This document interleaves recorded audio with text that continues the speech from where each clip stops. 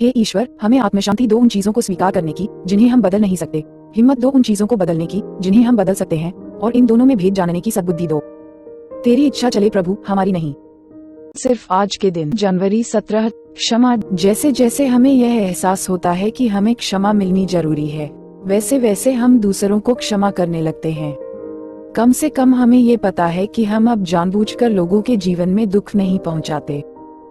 Basic text पृष्ठ 37। अपने addiction में हमने अक्सर दूसरों से बहुत बुरा बर्ताव किया। कभी कभी तो हम जानबूझकर ऐसे रास्ते खोजते थे जिनसे उनकी जिंदगियों को कष्ट में बनाया जाए।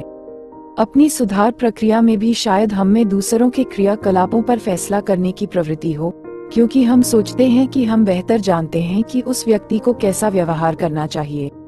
लेकिन ज्यों-ज्यों हम सुधरते चले जाते हैं, त्यों-त्यों हम अक्सर पाते हैं कि हमें खुद को स्वीकारने के लिए अपने आसपास के लोगों को भी स्वीकारना चाहिए। जब किसी का पागलपन प्रकट होने लगता है तब उसे देख पाना बड़ा मुश्किल हो सकता है।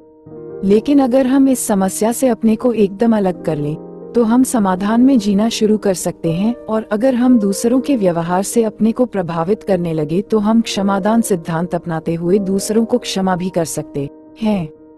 सिर्फ आज के दिन मैं क्षमा करने की कोशिश करूंगा, ना कि क्षमा पाने की।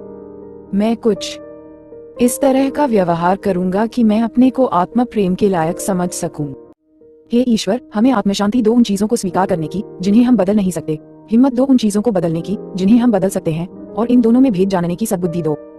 तेरी इच्छा चले प्रभु, हमारी नहीं। Thanks for watching. Like, make sure, subscribe at j train dot underscore 91.